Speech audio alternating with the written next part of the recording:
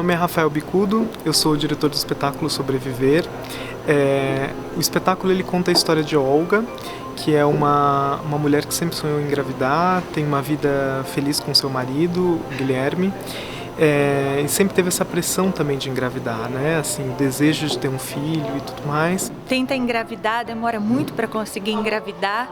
E depois que a criança nasce, ela descobre que tem uma doença rara. Como assim, meu filho tem uma doença rara e a culpa é minha? Como assim não tem cura? Eu falei pra você, Guilherme, que o problema do Theo era sua mulher. E aí a gente começa a pensar quais são os caminhos que essa mulher pode tomar. Ou um caminho de lamentação, dor e negação, ou um caminho de aceitação em relação à doença rara e de luta e militância em prol, né, de todas essas mulheres, essas mães que vivem em famílias muitas vezes que se desestruturaram em função da doença. Os homens abandonam as mulheres que descobrem que tem um filho com essa doença.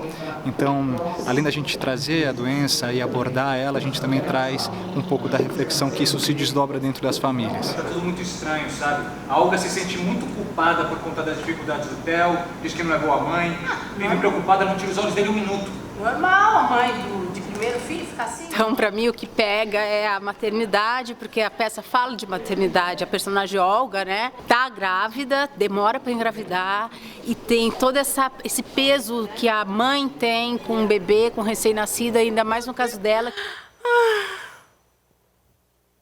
Mas vale a pena. Tive uma ideia!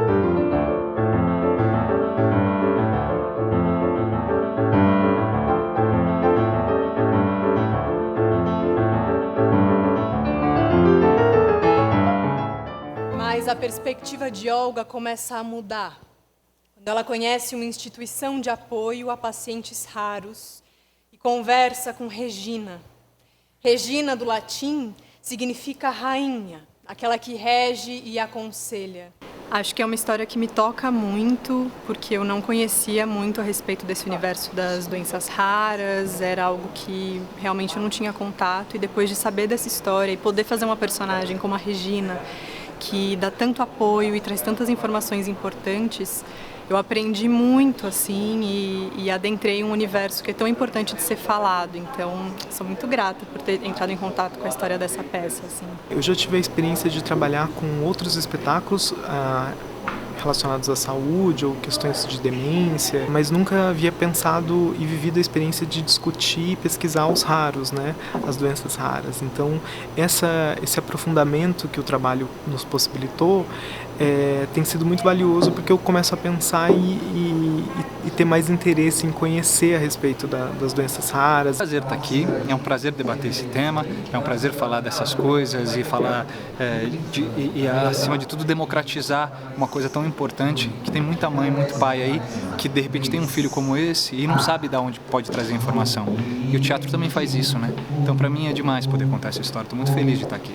Quando eu comecei a conversar com as mães, com as instituições, com os pacientes, embora seja um quadro muito grave e difícil mesmo, né? Não tem como dizer outra coisa, eu identifiquei assim, muitos têm uma vida buscando fazer mais coisas do que eu, que fisicamente não tenho nenhuma diferença.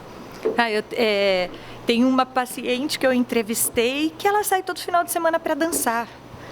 Então eu falei assim, meu Deus, eu nem lembro a última vez que eu saí. E ela teve 19 cirurgias na perna por causa da doença dela. E ela sai e dança, vai lá, né? E isso veio me trazendo uma inspiração de mostrar que não é sobrevivência, mas a gente pode ter uma história sobre viver de verdade.